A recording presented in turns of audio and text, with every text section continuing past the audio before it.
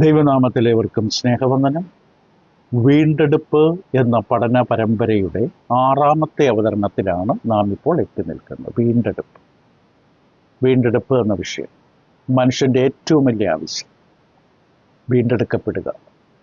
കാരണം സൃഷ്ടാവായ ദൈവത്തിൽ നിന്ന് പാപം നിമിത്തം വീണ് കിടക്കുന്ന മനുഷ്യനാണ്. ആ അവസ്ഥയിൽ, നഷ്ടപ്പെട്ട് കിടക്കുന്ന അവസ്ഥയിൽ നിന്ന് മനുഷ്യൻ വീണ്ടെടുക്കപ്പെടണം. പക്ഷെ ഈ തിരിച്ചറിവ് പലർക്കുമില്ല. മനുഷ്യൻ നിബദിച്ച് വീണ് കിടക്കുന്നവനാണ് എന്ന അറിവില്ലാത്തത് കൊണ്ട്, തിരിച്ചറിവില്ലാത്തത് കൊണ്ട്, സമ്മതിക്കാത്തത് കൊണ്ട് പലർക്കും വീണ്ടെടുപ്പിൻ്റെ ആവശ്യകത മനസ്സിലായിട്ടില്ല. ഈ വിഷയത്തിൽ നമ്മൾ ചിന്തിക്കുമ്പോൾ ഇപ്പോൾ നാം ചിന്തിച്ചുകൊണ്ടിരിക്കുന്നത് പിശാചിൻ്റെ അഥവാ പാമ്പിൻ്റെ തല തകർക്കുക എന്ന തലക്കെട്ടിലാണ്. കർത്താവ് യേശുക്രിസ്തുവിൻ്റെ ക്രൂശാരോഹണം ഈ ലോകത്ത് സംഭവിച്ച ഏറ്റവും സുപ്രധാനമായ സംഭവമാണ്. നാം വ്യക്തമായി കണ്ടു, മനുഷ്യൻ ഏദൻ തോട്ടത്തിൽ വെച്ച് പാപം ചെയ്തപ്പോൾ തോട്ടത്തിൽ അവനെ ദൈവം കൊണ്ടാക്കി അവിടെ വസിക്കുവാൻ.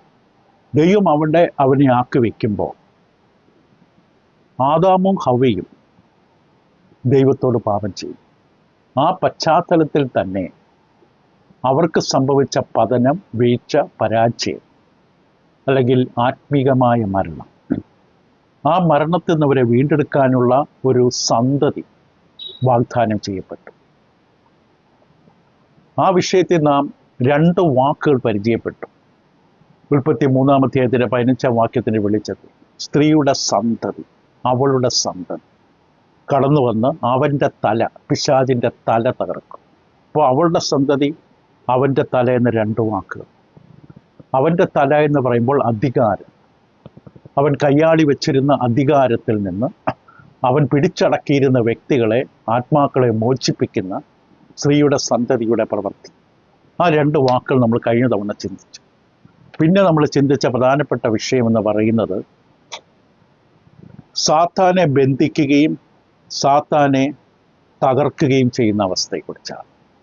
സാത്താനെ ബന്ധിക്കുക. കാരണം ദൈവത്തിൻ്റെ പരമമായ പദ്ധതി, ഏദൻ തോട്ടത്തിൽ വെച്ച് തന്നെ ദൈവം വാഗ്ദാനം ചെയ്ത, പ്രഖ്യാപിച്ച പദ്ധതി സാത്താൻ്റെ ഈ ഭരണം അവസാനിപ്പിക്കണം.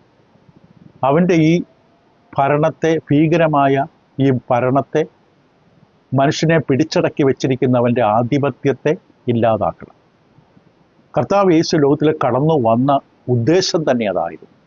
യോഹന്നാൻ്റെ 1-ാം ലേഖനം 3-ാം അധ്യായം 8-ാം വാക്യത്തിൽ വ്യക്തമായി പറഞ്ഞു, ദൈവോത്രം പ്രത്യക്ഷനായത് പിശാചിൻ്റെ പ്രവർത്തികളെ അഴിപ്പാൻ തന്നെ.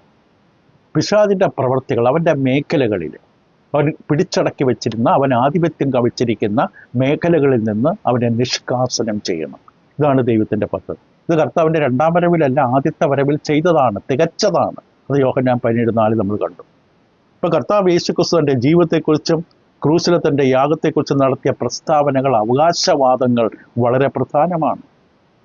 തൻ്റെ മരണത്തെക്കുറിച്ച് ശിഷ്യന്മാർ സംസാരിക്കുമ്പോൾ ആ ദിവസങ്ങൾ അടുത്ത് വരുന്തോറും ശിഷ്യന്മാർ അസ്വസ്ഥരാകാൻ തുടങ്ങി.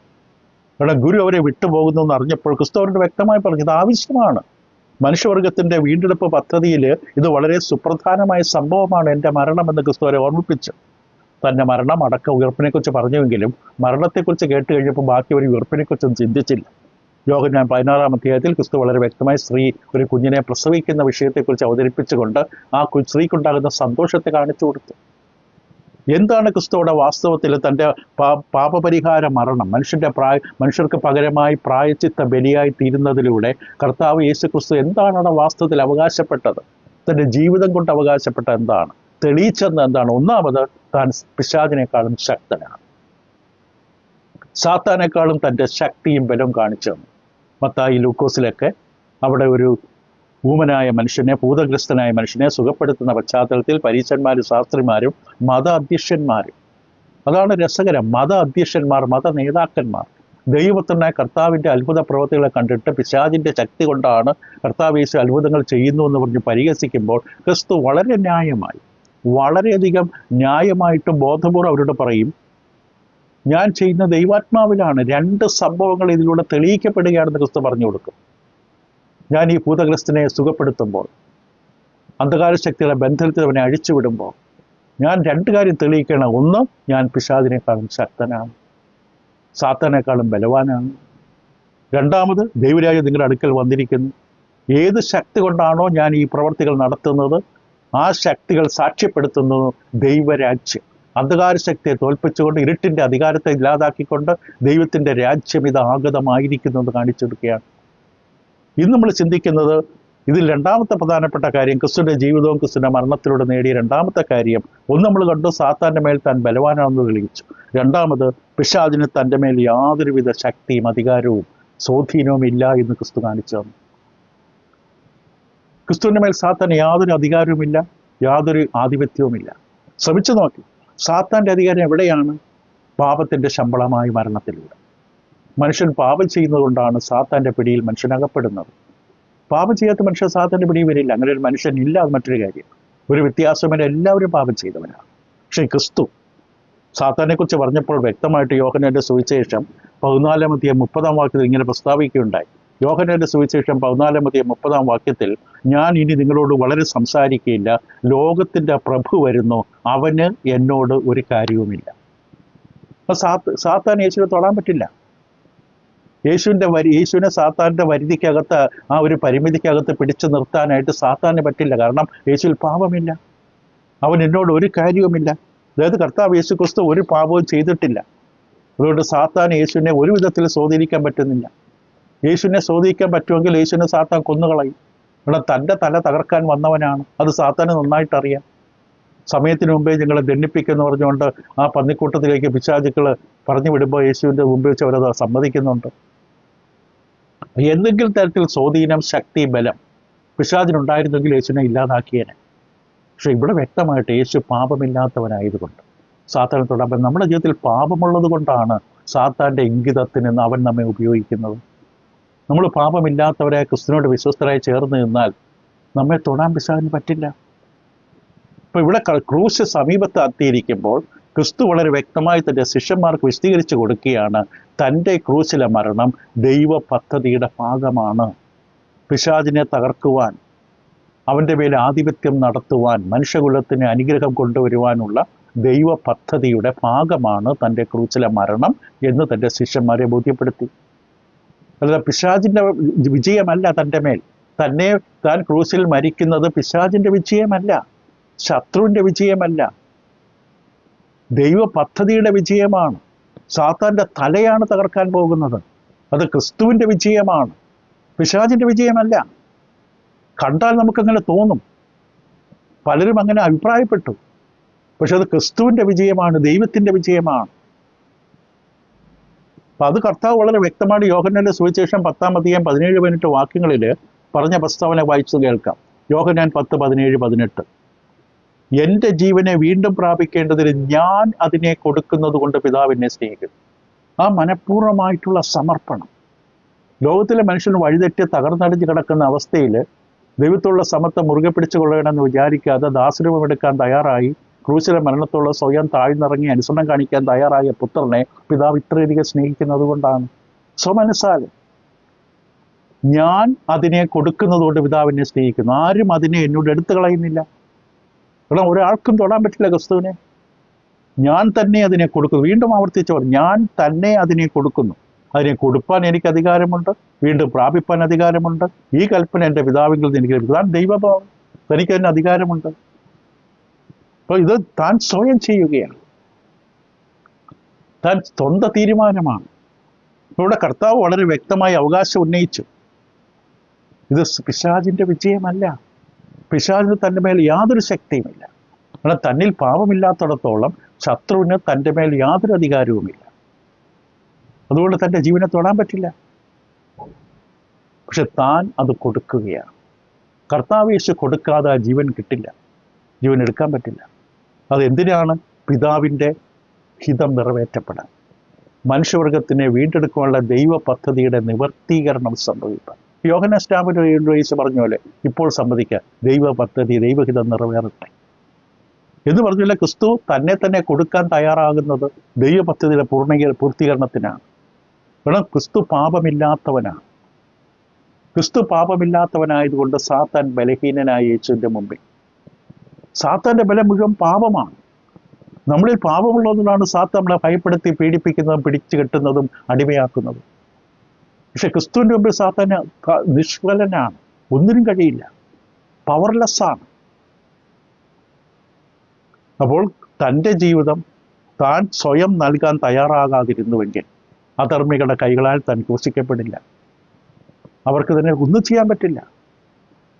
താൻ അനുവദിക്കണം. താൻ തൻ്റെ ജീവനം കൊടുക്കാൻ തയ്യാറായതുകൊണ്ടാണ്. അല്ലാതെ ഭൂമിയിലും നരകത്തിലും പാതാളത്തിലുമുള്ള സകല അന്ധകാര ശക്തികൾ ഒരുമിച്ച് ചേർന്ന് പ്രവർത്തിച്ചാൽ ക്രിസ്തുവിനെ ഒന്നും ചെയ്യാൻ പറ്റില്ല. ക്രിസ്തുവിനെ തൊടാൻ പറ്റില്ല, പിടിച്ചു കെട്ടി കൊല്ലാൻ പറ്റില്ല. ഇപ്പം കർത്താവ് തന്നെ ഏൽപ്പിക്കുകയാണ്. സമയമായപ്പോൾ താൻ അതിന് വിധേയപ്പെട്ടു. അങ്ങനെ ദൈവ പദ്ധതി നിവർത്തിക്കപ്പെടണം, മനുഷ്യകുലം രക്ഷിക്കപ്പെടണം. അപ്പം ഒരു നിമിഷം ചിന്തിച്ചോക്കെ, യഹൂദന്മാർ അവിടെ നടുവിൽ പ്രവർത്തിച്ച കർത്താവിനെ ഏതെല്ലാം തരത്തിലാണ് കൊല്ലാൻ ശ്രമിച്ചത്? ക്രൂശിന് മുമ്പ് ഏതെല്ലാം വിധത്തിലാണ് യേശുവിനെ തള്ളിയിട്ട് കൊല്ലാൻ, അല്ലാതെ കൊല്ലാൻ, കല്ലെറിഞ്ഞു കൊല്ലാനുള്ള കാരണങ്ങൾ തേടി പലതരത്തിൽ കൊല്ലാൻ ശ്രമിച്ചു. പക്ഷെ അതെല്ലാം പരാജയമായി മാറി. എന്നാൽ സുവിശേഷത്തിൽ വളരെ വ്യക്തമായിട്ട്, മറ്റ് സുവിശേഷങ്ങൾ വ്യത്യസ്തമായി, യോഹന്നാന്റെ സുവിശേഷത്തിൽ ഇവരുടെ ഈ കൊലപാതക ശ്രമങ്ങളെക്കുറിച്ച് വളരെ വ്യക്തമായി അത് പരാജയമാണെന്ന് വ്യക്തമായി കാണിച്ചു തരുന്നുണ്ട്. കാരണം ദൈവത്തിൻ്റെ പദ്ധതി, മെസ്സിഹായുടെ മരണത്തെക്കുറിച്ച് ദൈവ പദ്ധതി ക്രൂശാരോഹണമാണ്. ക്രൂശിൽ തന്നെയാണ് മെസ്സിഹയുടെ മരണം.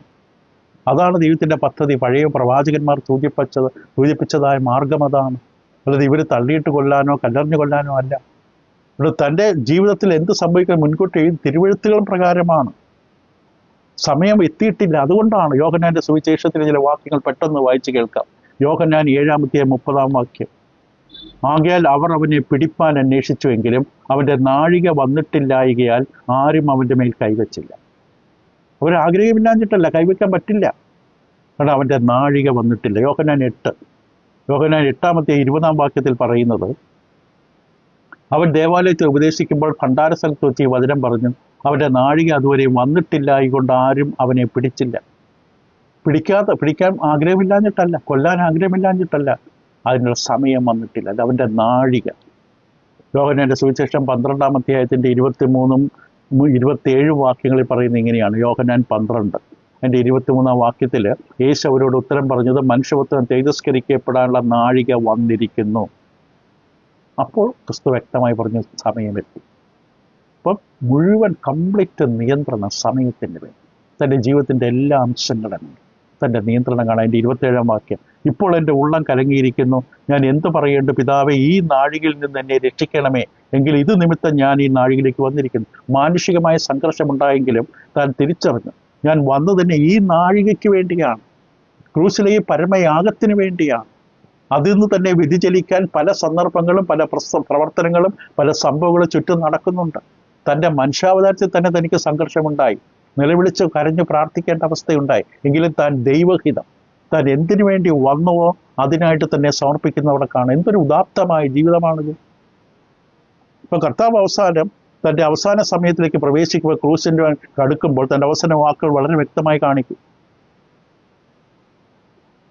കാരണം സകല സംഭവങ്ങളുടെ മേൽ, ക്രൂശിനോടനുബന്ധിച്ച സകല സംഭവങ്ങളുടെ മേൽ, ക്രൂശ് മാത്രമല്ല മുന്നോട്ടുള്ള ജീവിതത്തിൽ, പഴയ തൻ്റെ അതുവരെയുള്ള ജീവിതത്തിൽ സകല സംഭവത്തിലും തൻ്റെ പൂർണ്ണ നിയന്ത്രണം കാണാം. എപ്പോൾ താൻ മരിക്കണമെന്ന് പോലും തൻ്റെ നിയന്ത്രണത്തിലാണ്, തൻ്റെ തീരുമാനമാണ്. യോഹന്നാന്റെ സുവിശേഷം 19:30 വായിക്കുമ്പോൾ, യോഹന്നാൻ 19:30 അവിടെ വ്യക്തമായിട്ട് ഇങ്ങനെ എഴുതിയിരിക്കുന്നു, ദൈവത്തിൻ്റെ ആത്മാവ് യേശു പുളിച്ച വീഞ്ഞ് കുടിച്ച ശേഷം നിവൃത്തിയായി എന്ന് പറഞ്ഞ് തല ചായ്ച്ച് ആത്മാവിനെ ഏൽപ്പിച്ചു കൊടുക്കും. ഓരോ സംഭവങ്ങളും നടക്കേണ്ടതുപോലെ നടന്നു കഴിയുമ്പോൾ, പഴയ പ്രവചനങ്ങളുടെ നിവൃത്തി എന്നതുപോലെ പല കാര്യങ്ങൾ തൻ്റെ ജീവിതത്തിൽ താൻ കടന്നു വന്ന ഈ പ്രധാനപ്പെട്ട നാഴികയുടെ പൂർത്തീകരണത്തിൽ സംഭവിക്കുമ്പോൾ, ഓരോ സംഭവിക്കും തനിക്കറിയാം. ക്രൂശിൽ കിടക്കുമ്പോൾ അതുകൊണ്ടാണ് എൻ്റെ ദൈവം നിന്നെ കൈവിട്ടെന്ന് പറഞ്ഞതും പഴയത്തിൽ ആ പ്രവചനത്തിലെ സങ്കീർത്തനത്തിലെ വാക്യങ്ങളാണ്. ദൈവവചനം താൻ നിവൃത്തിയാക്കുന്നു എന്നുള്ളത് തെളിയിക്കുകയാണ്. ഇപ്പം ഇവിടെ രണ്ട് കാര്യങ്ങൾ പ്രധാനമായിട്ടും നമ്മൾ ഈ വാക്യത്തിൽ നിന്ന് കാണാൻ സാധിക്കുക. യേശു പുളിച്ച വീഞ്ഞ് കുടിച്ച ശേഷം നിവൃത്തിയായി എന്ന് പറഞ്ഞ് തല ചായ്ച്ച് ആത്മാവിനെ ഏൽപ്പിച്ചു കൊടുത്തു. ഒന്നാമത് ശ്രദ്ധിക്കുക, താൻ ഏൽപ്പിച്ചു കൊടുത്തു. മറ്റുള്ളവർ തന്നിൽ നിന്ന് എടുത്തു മാറ്റിയതല്ല. ഇതൊരു സ്വമനസ്സാലെയുള്ള വോളണ്ടറി ആക്ഷനാണ്. സ്വമനസ്സാലെ സ്വന്തം തീരുമാനമാണ്. തൻ്റെ ജീവനെ വേറെ ആരെങ്കിലും കവർന്നതല്ല, യേശുവിനെ കൊന്നതല്ല. യേശുവിനെ കൊല്ലാൻ പറ്റില്ല, തന്നെ തൊടാൻ പറ്റില്ല, തന്നെ അനുവദിക്കാം. തന്നെ ചൊരിക്കി തൊടുമ്പോൾ തനിക്കറിയാം, അത് അനുഗ്രഹത്തിനായി തൊടുന്നതും അറിയാം. ആ സ്ത്രീ പുരുഷാരത്തിൻ്റെ ഇടയിലൂടെ തൊട്ടത്. അപ്പോൾ യേശുവിൻ്റെ ജീവനെ ആരെങ്കിലും കൈയടക്കിയതല്ല, അപഹരിച്ചതല്ല, എടുത്തു കളഞ്ഞതല്ല. താൻ കൊടുത്തില്ലെങ്കിൽ ആ ജീവൻ നൽകപ്പെടില്ല. കർത്താവ് യേശു തൻ്റെ ജീവൻ കൊടുക്കാൻ തയ്യാറായില്ലെങ്കിൽ തൻ്റെ ജീവൻ നൽകപ്പെടില്ല. താൻ എപ്പോഴാണോ തൻ്റെ ജീവൻ നൽകേണ്ടതെന്ന് താൻ തീരുമാനിച്ചോ അപ്പോഴാണ് തൻ്റെ ജീവൻ നൽകപ്പെട്ടത്. ഇത് നമ്മളെ കൊണ്ട് പറ്റില്ല. താൻ എപ്പോഴാണോ തൻ്റെ ജീവൻ, തൻ്റെ നാഴിക പൂർത്തിയാക്കി അത് ഏൽപ്പിക്കേണ്ടത് ആ സമയത്ത്. അതാണ് ഇവിടെ പറഞ്ഞത്, തൻ്റെ ആത്മാവിനെ ഏൽപ്പിച്ചു കൊടുത്തു. ഒരു കാര്യം കൂടെ അവിടെ കാണാം. പുളിച്ച വീഞ്ഞ് കുടിച്ച് നിവൃത്തിയായെന്ന് പറഞ്ഞ് തല ചായ്ച്ച് ആത്മാവിനെ ഏൽപ്പിച്ചു കൊടുത്തു. തല ചായ്ച്ചിട്ടാണ് ആത്മാവിനെ ഏൽപ്പിച്ചു കൊടുത്തത്. ഇത് സാധാരണ മനുഷ്യർക്ക് സംഭവിക്കുന്നതിൻ്റെ നേരെ വിപരീതമാണ്. മനുഷ്യരായ നമ്മെ സംബന്ധിച്ച് നമ്മുടെ ജീവൻ പോയി കഴിയുമ്പോൾ തലയുടെ ഭാരം താങ്ങാൻ കഴിയാതെ തല താഴേക്ക് പോകും. തലയെ പിന്നെ താങ്ങി നിർത്താൻ നമുക്ക് ബലം കിട്ടില്ല. പക്ഷെ കർത്താവ് എന്താ ചെയ്തത്? തല ചായ്ച്ചിട്ട് ആത്മാവിനെ ഏൽപ്പിച്ചു കൊടുത്തു. അതായത് തൻ്റെ മരണത്തിൻ്റെ ആ കൃത്യമായ സെക്കൻഡ് സമയം പോലും തൻ്റെ നിയന്ത്രണത്തിലാണ്. എപ്പോഴാണ് തൻ്റെ മരണം സംഭവിക്കേണ്ടത് ആ സമയത്ത് താൻ തല ചായ്ച്ചിട്ട് ആത്മാവിനെ ഏൽപ്പിച്ചു, പിതാവിൻ്റെ കയ്യിലേക്ക് ഏൽപ്പിച്ചു. പൂർണ്ണമായി തൻ്റെ ജീവിതത്തിൻ്റെ നിയന്ത്രണം മാത്രമല്ല, തൻ്റെ ക്രൂശാരോഹണത്തിൻ്റെ നിയന്ത്രണം മാത്രമല്ല, തൻ്റെ മരണം. യേശു പറഞ്ഞു ക്രൂശാരോഹണ സമയത്ത്, എൻ്റെ പിതാവ് അനുവദിക്കാതെ, വിസ്താര സമയത്ത് പിലാത്തോസിന് പറഞ്ഞു, എൻ്റെ പിതാവ് അനുവദിച്ചില്ല എങ്കിൽ ഇപ്പോൾ ഞാൻ ഇങ്ങനെ നിങ്ങളുടെ മുമ്പിൽ നിൽക്കില്ല. ഇത് ദൈവം നിശ്ചയിച്ച പദ്ധതിയാണ്. അത് യേശുവിന് നല്ല ബോധമുണ്ട്. നമുക്ക് പക്ഷേ അതിനെക്കുറിച്ചൊന്നും ബോധമില്ല. നമ്മൾ ഓരോ കാര്യം സംഭവിക്കുമ്പോൾ ആകസ്മികം എന്ന് വിചാരിക്കും. പക്ഷെ കർത്താവിന് അങ്ങനെയല്ല. ദൈവത്തിൻ്റെ പദ്ധതി കൃത്യമായിട്ട് അറിയാം. എന്താണ് വേണ്ടതെന്നറിയാം. മറിയ യേശുവിനോട് പറയുമ്പോൾ മറിയ പറയുന്ന പോലെ യേശു ചെയ്യില്ല. യേശുവിനറിയാം എന്താണ് ചെയ്യേണ്ടത് എന്ന്. കാലാവിൻ്റെ കല്യാണ നാളിൽ നമുക്കതറിയാം. ആ വിഷയം തുടങ്ങില്ല. ഇപ്പം ഇവിടെ ക്രിസ്തു വ്യക്തമായി തൻ്റെ ദൈവികത്തെ കാണിച്ചു കൊടുക്കും. സ്ത്രീ, എനിക്ക് നിനക്ക് തമ്മിൽ എൻ്റെ നാഴിക വന്നിട്ടില്ല. മറിയ ആഗ്രഹിച്ചത് വേറെ ഒരു വലിയ കാര്യമാണ്. പക്ഷേ എൻ്റെ നാഴിക വന്നിട്ടില്ല എങ്കിൽ ആ വീട്ടിലെ പ്രശ്നത്തിന് പരിഹാരം ഉണ്ടാക്കി കൊടുക്കും. ഇവിടെ വ്യക്തമായി നമുക്ക് കാണാൻ സാധിക്കും, കർത്താവ് യേശുവിൻ്റെ ജീവിതത്തിൻ്റെ മേൽ മാത്രമല്ല, തൻ്റെ ക്രൂശാരോഹണ സംഭവങ്ങളിൽ മാത്രമല്ല, തൻ്റെ മരണ നിമിഷം പോലും തൻ്റെ നിയന്ത്രണത്തിലാണ്. അതായത് അന്ധകാര ശക്തികളും മനുഷ്യരും എത്രമാത്രം ശ്രമിച്ചാൽ തന്നെ ഒന്നും ചെയ്യാൻ പറ്റില്ല. ആ പ്രവാചകൻ മുൻകൂട്ടി പറഞ്ഞതുപോലെ, യെശയ്യാ പ്രവാചകന്റെ പുസ്തകം 9-ാം അധ്യായം മുൻകൂട്ടി പറഞ്ഞതുപോലെ, അത് നമുക്കൊരു ശിശു ജനിച്ചു. യെശയ്യാ 9:6 വായിക്കാം. യെശയ്യാ പ്രവാചകന്റെ പുസ്തകം 9-ാം അധ്യായം അതിൻ്റെ 6-ാം വാക്യത്തിൽ യെശയ്യാ പ്രവാചകൻ ഇപ്രകാരമാണ് മശിഹായെക്കുറിച്ച് പ്രവചിച്ചത്. യേശുവിനെ കുറിച്ച് ഏറ്റവും അധികം പ്രവചനങ്ങൾ നടത്തിയുള്ള പഴയ പ്രവാചകനാണ്. നമുക്കൊരു ശിശു ജനിച്ചിരിക്കുന്നു, നമുക്കൊരു മകൻ നൽകപ്പെട്ടിരിക്കുന്നു. ആ വാക്ക് ശ്രദ്ധിക്കുക, ഗിവൺ. നമുക്കൊരു മകൻ നൽകപ്പെട്ടിരിക്കുന്നു. നൽകുകയാണ്. കർത്താവ് ചെയ്തു അതാണ്, തന്നെ നൽകുകയാണ്. തൻ്റെ ഏകജാതനായ പുത്രനിൽ വിശ്വസിക്കുന്നവനും നശിച്ചു പോകാതെ നിത്യജീവൻ പ്രാപിക്കേണ്ട ദൈവനെ നൽകുന്നു. ദൈവം നൽകി, പുത്രനും തന്നെ നൽകി. നൽകാതെ തൊടാൻ പറ്റില്ല ആർക്കും. കാൽവറിയിൽ യേശു തന്നെ നൽകി. ദൈവം നിത്യതയിൽ ലോകസ്ഥാപനത്തിന് മുമ്പേ തൻ്റെ പുത്രനെ നൽകി. പുത്രൻ തന്നെ നൽകി. കാൽവറിയിൽ താൻ സ്വയം നൽകി. ഈ വിഷയത്തിലെ മൂന്നാമത്തെ പോയിന്റ് നമ്മൾ ചിന്തിക്കുമ്പോൾ നമ്മൾ കാണുന്നത്, ഇപ്പോൾ 2 പോയിന്റ് നമ്മൾ ഇതിനകം കണ്ടു. കർത്താവ് യേശുവിൻ്റെ ജീവിതം കൊണ്ട്, ക്രൂശിലെ അനുഭവ സംഭവങ്ങൾ കൊണ്ട് ചെയ്തു. 1, താൻ സാത്താനേക്കാൾ ബലവാനാണെന്ന് കാണിച്ചു. 2, സാത്താന് തൻ്റെ മേൽ യാതൊരുവിധ അധികാരമോ ബലമോ ഇല്ലെന്ന് തെളിയിച്ചു. 3, തൻ്റെ ക്രൂശിലെ മരണം, തൻ്റെ ക്രൂശിലെ യാഗത്തിലൂടെ താൻ പിശാചിനെയും ലോകത്തെയും വിജയിച്ചു. പിശാചിനെയും ലോകത്തെ വിജയിക്കുകയാണ്. ക്രിസ്തുവിൻ്റെ ക്രൂശിലെ മരണത്തിൻ്റെ അനുഗ്രഹത്തെക്കുറിച്ച് ചിന്തിക്കുമ്പോൾ ക്രിസ്തു തന്നെ അത് വളരെ വ്യക്തമായിട്ട് പറഞ്ഞു. യോഹന്നാൻ 12-ാം അധ്യായം 31 മുതൽ 33 വാക്യങ്ങളിൽ ക്രിസ്തുവിൻ്റെ വാക്കുകളിൽ തന്നെ ക്രിസ്തു ഇത് വ്യക്തമായി പറയുകയുണ്ടായി. യോഹന്നാൻ 12:31 മുതൽ, ഇപ്പോൾ ഈ ലോകത്തിൻ്റെ ന്യായവിധിയാകും. ലോകത്തിൻ്റെ ന്യായവിധിയാകുന്നു. ഇപ്പോൾ ഈ ലോകത്തിൻ്റെ പ്രഭുവിനെ പുറത്ത് തള്ളിക്കളയും. ഞാനോ ഭൂമിയിൽ നിന്ന് ഉയർത്തപ്പെട്ടാൽ എല്ലാവരെയും എങ്കിലേക്ക് ആകർഷിക്കുമെന്ന് ഉത്തരം പറഞ്ഞു. ഇത് താൻ മരിപ്പാനുള്ള മരണവിധം സൂചിപ്പിച്ച് പറഞ്ഞതത്രേ.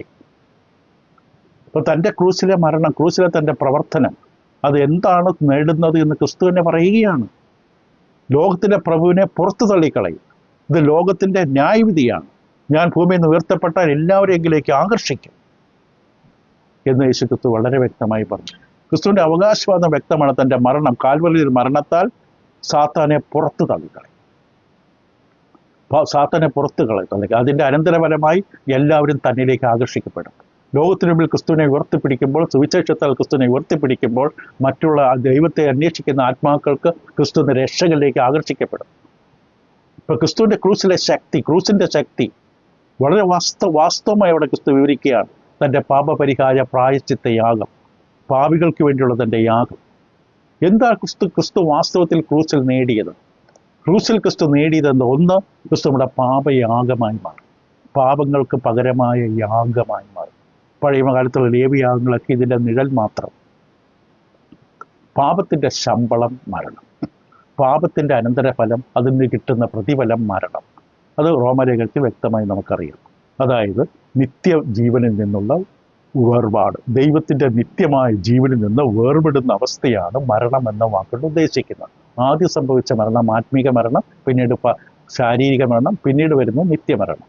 അപ്പോൾ ദൈവത്തിൻ്റെ ജീവനിൽ നിന്ന്, നിത്യമായ ദൈവത്തിൻ്റെ ജീവനിൽ നിന്ന് അകലുന്ന അവസ്ഥയാണ് മരണം എന്ന വാക്കുകൊണ്ട് ഉദ്ദേശിക്കുന്നത്. അപ്പോൾ മരണം വന്നതിൻ്റെ കാരണം പാപം നിമിത്തം. പാപം ഒരു കടമാണ്, ഒരു ഭാരിച്ച കടമാണ്. മനുഷ്യൻ നിത്യത വരെ അധ്വാനിച്ചാലും, പല ജന്മങ്ങൾ എടുത്ത്, അഥവാ അങ്ങനെ ഇല്ല എങ്കിൽ പോലും ഒറ്റ ജന്മമേ ഉള്ളൂ, ഒരിക്കൽ മരിക്കുകയും പിന്നെ ന്യായവിധിയും. പക്ഷെ ഉദാഹരണത്തിന് പറഞ്ഞാൽ എത്ര ജന്മങ്ങൾ ജീവിച്ചാലും മനുഷ്യൻ്റെ പാപക്കടം വീട്ടാൻ പറ്റില്ല. ആ തലയിലിരിക്കുന്ന ഈ വലിയ പാണ്ഡം, ഈ ഭാരം വീട്ടാൻ പറ്റില്ല, പാപത്തിൻ്റെ കടം. മത്തായി സുവിശേഷം 18-ാം അധ്യായത്തിൽ ക്രിസ്തു ഉപമ പറഞ്ഞു. 10,000 താലന്ത് കടപ്പെട്ട മനുഷ്യൻ, കോടിക്കണക്കിന് രൂപയുടെ കടമാണിത് യജമാനനോട്. ആ കടം തനിക്ക് വീട്ടാൻ പറ്റില്ല. തൻ്റെ ഭാര്യയും മക്കളും എത്ര ജന്മം ജോലി ചെയ്താലും വീട്ടാൻ പറ്റില്ല. അത്ര വലിയ കടമാണ് പാപത്തിൻ്റെ കടം. നമ്മൾ എത്ര നാൾ പ്രവർത്തിച്ചാലും വീട്ടാൻ പറ്റാത്ത കടമാണ്. അപ്പോൾ ഇവിടെയാണ് കർത്താവ് യേശു ക്രിസ്തു ഈ പാപിയായ മനുഷ്യൻ്റെ ഈ പാപക്കടത്തിന് വേണ്ടി പാപിയുടെ സ്ഥാനം ഏറ്റെടുത്ത് മരിക്കുന്നത്. ഈ പാപം എന്ന കടത്തിൻ്റെ മറുവിലയായി മാറുന്നത് യെശയ്യാപ്രവചന പുസ്തകം 53-ാം അധ്യായം 5-6 വാക്യങ്ങൾ. എന്നാൽ അവൻ നമ്മുടെ അതിക്രമങ്ങൾ നിമിത്തം മുറിവേറ്റും നമ്മുടെ അകൃത്യങ്ങൾ നിമിത്തം തകർന്നുമിരിക്കുന്നു. നമ്മുടെ സമാധാനത്തിനുള്ള ശിക്ഷ അവൻ്റെ മേലായി, അവൻ്റെ അടിപ്പിണരുകളാൽ നമുക്ക് സൗഖ്യം വന്നുമിരിക്കുന്നു. നാം എല്ലാവരും ആടുകളെ പോലെ തെറ്റിപ്പോയിരുന്നു, നാം ഓരോരുത്തരും താൻ തൻ്റെ വഴിക്ക് തിരിഞ്ഞിരുന്നു. എന്നാൽ യഹോവ നമ്മുടെ എല്ലാവരുടെയും അകൃത്യം അവൻ്റെ മേൽ ചുമത്തി. നമ്മുടെ എല്ലാവരുടെയും പാപക്കടം കർത്താവ് യേശുവിൻ്റെ ചുമലിൽ കർത്താവ് ഏറ്റെടുക്കുകയാണ്. നമ്മുടെ എല്ലാവരുടെയും കടം കർത്താവ് ഏറ്റെടുത്തു. നമ്മുടെ കടം ഇളച്ചു, കടത്തിൽ നിന്ന് മോചിച്ചു തരാൻ. എന്ത് സുഖമാണ് ആ വാക്ക് കേൾക്കാൻ. നമ്മുടെ കടത്തിൽ നമ്മൾ മോചിച്ചു, കടം നമുക്ക് ഇളച്ചു തന്നു. ഇനി കടത്തിൻ്റെ ഭാരമില്ലാതെ കടന്നുറങ്ങാം.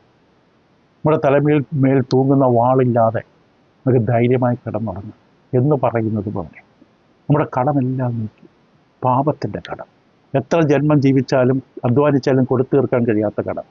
2 കൊരിന്ത്യർ 5-ാം അധ്യായത്തിൻ്റെ 21-ാമത്തെ വാക്യത്തിൽ, കൊരിന്ത്യർക്കെതിരെ 2-ാം ലേഖനം 5-ാം അധ്യായം 21 വാക്യം ഇങ്ങനെ എഴുതിയിരിക്കുന്നു: പാപം അറിയാത്തവനെ, കർത്താവ് യേശുവിനെ വിശേഷിപ്പിക്കുന്ന പദമാണ്, പാപം അറിയാത്തവനെ നാം അവനിൽ, അതായത് കർത്താവ് യേശുക്രിസ്തുവിൽ കടന്നു വരുന്ന അവസ്ഥ, നാം അവനിൽ ദൈവത്തിൻ്റെ നീതിയാകേണ്ടതിന് അവൻ നമുക്ക് വേണ്ടി പാപമായി. ഇപ്പം ദൈവത്തിന് മുമ്പിൽ നമ്മൾ കയറി ചെന്ന് നിൽക്കാൻ ഒരു നില നമുക്ക് കിട്ടേണ്ടതിന്, നീതീകരിക്കപ്പെട്ട കുറ്റമില്ലാത്തവരായി ദൈവം നമ്മളെ കാണാൻ ഇടവരേണ്ടതിന് നമ്മുടെ തടസ്സങ്ങളും പാപങ്ങളും കറകളും എല്ലാം കർത്താവ് ഏറ്റെടുത്തു. നമ്മുടെ പാപത്തിൻ്റെ കടം കർത്താവ് ഏറ്റെടുത്തുകൊണ്ടാണ് നമുക്ക് കയറി ചെന്ന് ദൈവമേ പിതാവേ എന്ന് വിളിച്ച് പ്രാർത്ഥിക്കാൻ പറ്റുന്നത്. എന്തൊരു അനുഗ്രഹമാണിത്. പക്ഷെ ഇത് പലർക്കും മനസ്സിലായിട്ടില്ല. നമ്മളിന്ന് തലയുയർത്തി നിൽക്കുന്നതിൻ്റെ കാരണം മറ്റൊരാൾ നമ്മൾ തല കുനിയാതിരിക്കാനായിട്ട് കുനിയുന്ന അടികളൊക്കെ വാങ്ങിയത് കൊണ്ടാണ്. ക്രിസ്തു കാൽവറിയിലേക്ക് കടന്നുപോയി. അവിടെ വെച്ച് മത്തായി 22:46 പറയുന്ന പോലെ സങ്കീർത്തന വേദങ്ങൾ ഉദ്ധരിച്ചുകൊണ്ട് ക്രിസ്തു വ്യക്തമായി ഉറക്കെ വിളിച്ചു പറഞ്ഞു. മത്തായി 27:46 ദേശത്തെല്ലാം ഇരുട്ടുണ്ടായ സമയത്ത് ഏകദേശം 9-ാം മണി നേരത്തെ യേശു ഏലി ഏലി ലമാ സബക്താനി എന്ന് ഉറക്കെ നിലവിളിച്ച്, എൻ്റെ ദൈവമേ നീ എന്നെ കൈവിട്ടതെന്ത്? പ്രവചനങ്ങളുടെ നിവൃത്തിയാണ് തൻ്റെ ക്രൂസിലെ മരണമെന്ന് കാണിക്കുകയാണ് ആ പ്രസ്താവനയിലൂടെ. സങ്കീർത്തനത്തിലെ വാക്യമാണ്. ഏലി ഏലി ലമാ സബക്താനി, എൻ്റെ ദൈവമേ നീ എന്നെ കൈവിട്ടതെന്ത്? എന്തിനാണ് കർത്താവ് അങ്ങനെ വിളിച്ചു പറഞ്ഞത്? നാം കൈവിടപ്പെടാതിരിക്കാൻ, ദൈവം മനുഷ്യകുലത്തെ കൈവിടാതിരിക്കാൻ. കർത്താവ് വെച്ച ഒരു നിമിഷം ദൈവത്തിൽ നിന്ന് അകന്നു. വേദനയുള്ള അനുഭവമാണത്, തൻ്റെ പിതാവിൽ നിന്ന് അകലുക എന്ന് പറയുന്നത്. എന്തിനു വേണ്ടി? നമുക്ക് വേണ്ടി. നമ്മുടെ പാപം ചുമക്കുന്ന ആ പ്രക്രിയയിൽ, ആ മുഹൂർത്തം, ആ നിമിഷത്തിൽ നമ്മുടെ പാപം മുഴുവൻ ചുമന്ന് നിൽക്കുമ്പോൾ, ആ രക്തം കൊണ്ടിങ്ങനെ കുളിച്ചു നിൽക്കുന്ന കർത്താവ്, നമ്മുടെ പാപത്തിൻ്റെ കറ മുഴുവൻ തൻ്റെ പുറത്ത്, മനുഷ്യനെ കാർക്കിച്ച് തുപ്പൽ വരെ തൻ്റെ മുഖത്തിങ്ങനെ നിൽക്കുമ്പോൾ, കൈയും കാലും ആണിയിടിച്ച് താൻ വേദനയിൽ നിന്ന് പുളയുമ്പോൾ, കുന്തം കൊണ്ടുള്ള കുത്തും, മുൾക്കിരീടത്തിലൂടെ അടിച്ച് താഴ്ത്തിയതായ തലയ്ക്കകത്തൂടെ മുഴുവൻ ഒഴുകുന്ന രക്തവും, കണ്ണിലും കൺപോളകളിലൂടെ, ഇതെല്ലാം ആ ഒരു വല്ലാത്തൊരു ചിത്രമാണത്. എന്തിനാണ് അങ്ങനെ ആയത്? നാം കൈവിടപ്പെടാതിരുന്നത്, നാം ഉപേക്ഷിക്കപ്പെടാതിരുന്നത്. എൻ്റെ ദൈവമേ നീ എന്നെ കൈവിട്ടതെന്ത് എന്ന് പറയുമ്പോൾ ആ നിലവിളിയുടെ പിന്നിൽ നാം കൈവിട്ടു പോകാതിരിക്കാൻ, ദൈവമക്കൾ കൈവിട്ടു പോകാതിരിക്കാൻ കർത്താവ് ഒരു നിമിഷം നമുക്ക് വേണ്ടി പാപക്കടത്തിൻ്റെ പ്രായശ്ചിത്തമായി. ഇവിടെ ക്രിസ്തുവിൽ കടന്നു വരുന്നവർ കൈവിടപ്പെടില്ല. നമ്മൾ കൈവിടപ്പെടാതിരിക്കാനാണ് ക്രിസ്തു പിതാവിൽ നിന്ന് വേറിട്ടത്. കൊലോസ്യർ 2:14 പൗലോസ് അപ്പോസ്തലൻ ഇങ്ങനെ എഴുതും. കൊലോസ്യർ 2:14. ഇവിടെ പൗലോസ് അപ്പോസ്തലൻ്റെ വാക്കുകൾ ഇപ്രകാരമാണ്. അവിടെ പറയുന്നത്, അതിക്രമങ്ങളൊക്കെ നമ്മോട് ക്ഷമിച്ച ചട്ടങ്ങളാൽ നമുക്ക് വിരോധവും പ്രതികൂലവുമായിരുന്ന കൈയെഴുത്ത് മായ്ച്ച് ക്രൂസിൽ തറച്ച് നടുവിൽ നിന്ന് നീക്കിക്കളഞ്ഞു. നമുക്ക് വിരോധമായൊരു കൈയെഴുത്തുണ്ട്, കടത്തിൻ്റെ ചീട്ട്. ഇത്ര കടം നീ കർത്താവ് ദൈവത്തോട് കടപ്പെട്ടിരിക്കുന്നു. ഈ കടം ക്രിസ്തു ക്രൂസിൽ മരിക്കുമ്പോൾ വലിച്ചേറിക്കളഞ്ഞു. പക്ഷെ അത് അംഗീകരിക്കുന്നവർക്ക്, ആരാണോ ക്രിസ്തുവിനെ രക്ഷകനായി, വിമോചകനായി, വീണ്ടെടുപ്പുകാരനായി അംഗീകരിക്കുന്നവർക്ക് ആ കടത്തിൻ്റെ ചീട്ട് ക്രിസ്തു വലിച്ചേറിക്കളഞ്ഞു. നെപ്പോളിയൻ ബോണപ്പാർട്ട് ചെയ്തതുപോലെ രാത്രി ലൈറ്റ് ഓഫ് ചെയ്യേണ്ട സമയത്ത് ലൈറ്റ് ഓൺ ചെയ്തിട്ട് മുറിക്കകത്ത് തലയും കുടിച്ച് മേശപ്പുറത്ത് തലയും കുടിച്ചിരിക്കുന്ന പട്ടാളക്കാരൻ, അവനറിയില്ല രാത്രിയായി. നെപ്പോളിയൻ കടന്നു വന്ന് സന്ദർശനത്തിന് വരുമ്പോൾ ഈ ക്യാമ്പിൽ ലൈറ്റ് കാണും. കയറി ചെന്ന് നോക്കിയപ്പോൾ ഒരു ചെറുപ്പക്കാരൻ മേശപ്പുറത്ത് തലയും കുടിച്ചിരുന്ന് ഉറങ്ങുകയാണ്. ആ ചെറുപ്പക്കാരൻ്റെ ഫ്രണ്ടിൽ മേശപ്പുറത്ത് ഒരു പേപ്പറുണ്ട്. പേപ്പറിൽ തൻ്റെ കുടുംബത്തിൻ്റെ കടം എഴുതി വെച്ചിരിക്കുക. ആ കട എഴുതിയിരിക്കുന്ന ലിസ്റ്റിൻ്റെ അടിയിൽ ആ ചെറുപ്പക്കാരൻ എഴുതി വെച്ചിരിക്കും, ഇതൊക്കെ ആര് കൊടുത്തു തീർക്കും. നെപ്പോളിയൻ നേരം കുറച്ചു നേരം ആലോചിച്ച് നിന്നിട്ട് തൻ്റെ പേര് എഴുതി ഒപ്പിട്ടു. എന്തായിരിക്കും പിറ്റേ ദിവസം രാവിലെ ചെറുപ്പക്കാരൻ്റെ പ്രതികരണം? എന്നിട്ട് നെപ്പോളിയൻ ലൈറ്റ് ഓഫ് ചെയ്തിട്ട് പോയി. നമ്മുടെ ജീവിതത്തിൽ ഇതല്ലേ സംഭവിച്ചത്? എന്ത് അർഹതയും യോഗ്യതയുമുണ്ടോ നമ്മുടെ പാപക്കടം ക്ഷമിച്ചു കിട്ടാൻ? ക്രിസ്തു ചെയ്തതാണ് നമ്മുടെ പാപക്കടങ്ങൾ ക്ഷമിച്ചു തന്നു. ഒരു പോയിന്റ് കൂടെ പറഞ്ഞിട്ട് നിർത്താൻ, ബാക്കിയൊക്കെ അടുത്ത ദിവസം ചിന്തിക്കാം. ക്രിസ്തു എൻ്റെ ക്രൂസിൽ നേടിയത് നമുക്ക് പ്രായച്ചിത്തമായി മാറും. നമുക്ക് പകരമായി, നമുക്ക് പ്രായച്ചിത്തമായി മാറും. അതെന്തിനാണ്? ദൈവത്തെ സമാധാനിപ്പിക്കാൻ, ദൈവത്തിൻ്റെ ഹൃദയം തണുത്തും, ദൈവം സംതൃപ്തനായി. നമ്മളിലൊന്നും കണ്ടിട്ടല്ല, തൻ്റെ പുത്രൻ്റെ യാഗം കണ്ടിട്ട്. യെശയ്യാ 53:11 ഇങ്ങനെ എഴുതിയിട്ടുണ്ട്, അവൻ തൻ്റെ പ്രയത്നഫലം കണ്ട് തൃപ്തനാകും. നീതിമാനായ എൻ്റെ ദാസൻ തൻ്റെ പരിജ്ഞാനം കൊണ്ട് പലരെയും നീതീകരിക്കും. അവരുടെ അകൃത്യങ്ങളെ അവൻ വഹിക്കും. ഈ സംഭവം നമുക്ക് വേണ്ടി പ്രായച്ചിത്തം, പ്രൊപ്പീസിയേഷൻ, നമുക്ക് വേണ്ടി പ്രായച്ചിത്ത ബലിയായി ക്രിസ്തു മാറുമ്പോൾ പിതാവ് സംതൃപ്തനാണ്. നീതിമാനായ ദൈവം, ന്യായവിധി നടത്താൻ അധികാരമുള്ള ദൈവം, തൻ്റെ പുത്രൻ സകല മനുഷ്യരുടെയും പകരമായി പാപപരിഹാര യാഗമായി തീരുമ്പോൾ, രക്ഷിക്കപ്പെടാനുള്ളവരുടെ പാപപരിഹാരമായി തൻ്റെ പുത്രൻ മാറുമ്പോൾ ദൈവം സംതൃപ്തനാണ്. റോമലേഖനം 3:24-25 പൗലോസ് അപ്പോസ്തലന്റെ വാക്കുകൾ ശ്രദ്ധേയമാണ്. റോമർ 3:24-25 ഇങ്ങനെയാണ് എഴുതിയിരിക്കുന്നത്, അവൻ്റെ കൃപയാൽ ക്രിസ്തുവേശുവിലെ വീണ്ടെടുപ്പ് മൂലം സൗജന്യമായി എത്രയും നീതീകരിക്കപ്പെടുന്നത്. വിശ്വസിക്കുന്നവർക്ക് അവൻ തൻ്റെ രക്തം മൂലം പ്രായച്ചിത്തമാകുവാൻ ദൈവം അവനെ പരസ്യമായി നിർത്തിയിരിക്കുന്നു. ദൈവം തൻ്റെ പൊറുമയിൽ ഇതെല്ലാം ക്ഷമിക്കുന്ന കഴിവ്, പൊറുമയിൽ മുൻകഴിഞ്ഞ പാപങ്ങളെ ശിക്ഷിക്കാതെ വിടുക നിമിത്തം തൻ്റെ നീതിയെ പ്രദർശിപ്പിപ്പാൻ ആണ് ഇങ്ങനെ ചെയ്തതെന്ന് അവിടെ എഴുതും. അപ്പോൾ രക്ഷിക്കപ്പെടുന്നവർക്ക് അവൻ തൻ്റെ രക്തം മൂലം പ്രായച്ചിത്തമാകുകയാണ്. യോഹന്നാൻ്റെ ലേഖനത്തിൽ 2 വാക്യങ്ങൾ വായിച്ച് അവസാനിപ്പിക്കാം. 1 യോഹന്നാൻ 2-ാം വാക്യം. ഇത് ജീവിതകാലം മുഴുവൻ ഓർത്തിരിക്കുക. എന്താ ക്രിസ്തു എനിക്ക് വേണ്ടി ചെയ്തത്? 1 യോഹന്നാൻ 2:2. അപ്പോൾ നമ്മുടെ പാപങ്ങൾക്ക് പ്രായശ്ചിത്തമാകും. നമ്മുടേതിന് മാത്രമല്ല, സർവ്വലോകത്തിൻ്റെ പാപത്തിനും തന്നെ. പക്ഷെ അത് ജനങ്ങൾ അംഗീകരിക്കണം. 1 യോഹന്നാൻ 4:10 ദൈവത്തിൻ്റെ ആത്മാവ് യോഹന്നാൻ, സ്നേഹത്തിൻ്റെ അപ്പോസ്തലനായ യോഹന്നാനിലൂടെ എഴുതുമ്പോൾ, ദൈവത്തിന് നമ്മോടുള്ള സ്നേഹം പ്രത്യക്ഷമായി. നാം ദൈവത്തെ സ്നേഹിച്ചതല്ല, അവൻ നമ്മെ സ്നേഹിച്ച് തൻ്റെ പുത്രനെ നമ്മുടെ പാപങ്ങൾക്ക് പ്രായശ്ചിത്തമാകുവാൻ അയച്ചത് തന്നെ സാക്ഷാൽ സ്നേഹം. എന്താണ് യഥാർത്ഥ സ്നേഹമെന്ന് വെളിപ്പെട്ടു. കർത്താവ് യേശുക്രിസ്തു പാപികളായ നമുക്ക്, ബലഹീനരും നിസ്സഹായരുമായി കഴുത്തൊടിഞ്ഞ് കിടക്കുന്ന മനുഷ്യരായ നമുക്ക്, എഴുന്നേറ്റ് നിൽക്കാനുള്ള കെൽപ്പില്ലാത്ത നമുക്ക് വേണ്ടി, പാപത്തിൻ്റെ ഭാരത്തിൻ്റെ വീടുപോയ മനുഷ്യന് വേണ്ടി, ആ പാപത്തിൻ്റെ ഭാണ്ഡം, പാപത്തിൻ്റെ ഭാരം, ആ വലിയ ചുമട് നമ്മുടെ ചുമലിൽ നീക്കി നമ്മളെ എഴുന്നേൽപ്പിച്ച് നിർത്താൻ ദൈവം തൻ്റെ പുത്രനെ ഭൂമിയിലേക്ക് അയച്ചു. പുത്രൻ സ്വമനസാലെ ഇറങ്ങി വന്നു. ആ പാപത്തിൻ്റെ ശിക്ഷയ്ക്ക് താൻ മരിക്കാൻ തയ്യാറായി. മാരകമാണ്, ക്രൂരമാണ്, അപമാനകരമാണ്. എങ്കിലും താൻ മനുഷ്യകുലത്തോട് തൻ്റെ സ്നേഹം നിമിത്തം താൻ ക്രൂസിലേക്ക് ഇറങ്ങി വന്നു. ക്രൂസിൽ മരിച്ചു. തനിക്കറിയാമായിരുന്നു താൻ ക്രൂസിൽ വരുന്നത്, ഇവിടേക്ക് വരുന്നത് ഈ മരണത്തിലേക്കാണ്. തൻ്റെ നിയന്ത്രണം താൻ കൈവിട്ടില്ല. പാപം ഒരു നിമിഷം പോലും ചെയ്യാൻ പ്രേരണയുണ്ടായി, സാഹചര്യങ്ങളുണ്ടായി, സ്വാധീനങ്ങളുണ്ടായി. സാത്താൻ പലതരത്തിൽ ഒരുക്കി. യേശുവിന് വ്യക്തമായി തൻ്റെ ലക്ഷ്യം അറിയാമായിരുന്നു. ക്രൂസിലേക്ക് താൻ നടന്നെടുത്തു. വളരെ പെടയുന്ന, വേദനിക്കുന്ന സന്ദർഭങ്ങളുണ്ടായി. ഗെത്സമനിലെ പ്രാർത്ഥന നമുക്കത് കേൾക്കാം. എങ്കിലും താൻ ഏറ്റെടുത്ത ലക്ഷ്യം പൂർത്തിയാക്കി. താൻ ക്രൂസിൽ മരിച്ചു. പാപത്തിൻ്റെ ഭാണ്ഡം ചുമന്നു. വളരെ ആ വേദനയുടെ പാരമ്യത്തിൽ പിതാവോട് അല്പം വേറിടേണ്ട അവസ്ഥ വരെ വന്നു. പക്ഷെ അവിടെയും തൻ്റെ ദൗത്യം പൂർത്തിയാക്കി. പിതാവ് തൻ്റെ പുത്രനെ ഇത്രയധികം സ്നേഹിച്ചു. ഇവിടെ സ്വമനസാലെ ഇറങ്ങിച്ചെന്നതാണ്. അവിടെ ഇതാ ദൂതന്മാർ പോലും കുനിഞ്ഞു നോക്കാൻ ആഗ്രഹിച്ചിട്ട് അവർക്കത് കാണാൻ സാധിക്കുന്നില്ല. ഈ രഹസ്യം, ഈ സ്നേഹം, ഈ ആർദ്രത, ഈ മനസ്സിൽ ഈ മഹാകൃപ കർത്താവ് നമുക്ക് വേണ്ടി പാപപരിഹാര യാഗമായി, പാപപരിഹാര പ്രായശ്ചിത്തമായി മാറി. ഇതിലൊരു പോയിന്റ് കൂടെ നമുക്ക് അടുത്തവിടെ ചിന്തിക്കാം. ഇത് വീണ്ടും കേൾക്കുക, വീണ്ടും ചിന്തിക്കുക. അല്പനേരം ദൈവസന്നിധിയിൽ ഇരുന്ന് നന്ദിയോടെ ദൈവത്തെ സ്തുതിക്കുക. നമ്മളിന്ന് ജീവനോടെ നിൽക്കുന്നതിൻ്റെ കാരണം ആരാണ്? പിതാവേ ദൈവമേ എന്ന് വിളിച്ച് പ്രാർത്ഥിക്കാനുള്ള അവകാശം എവിടെ നിന്ന് കിട്ടി? ഈ പാപഭാണ്ഡം എങ്ങനെ മാറിപ്പോയി? അതുകൊണ്ടാണ് പൗലോസ് പറഞ്ഞത്, ക്രിസ്തു യേശുവിലുള്ളവർക്ക് ഇനി ശിക്ഷാവിധി. അതിനെക്കുറിച്ച് നമുക്ക് അടുത്ത തവണ ചിന്തിക്കുന്നത്. ദൈവം നിങ്ങളെ സഹായിക്കും.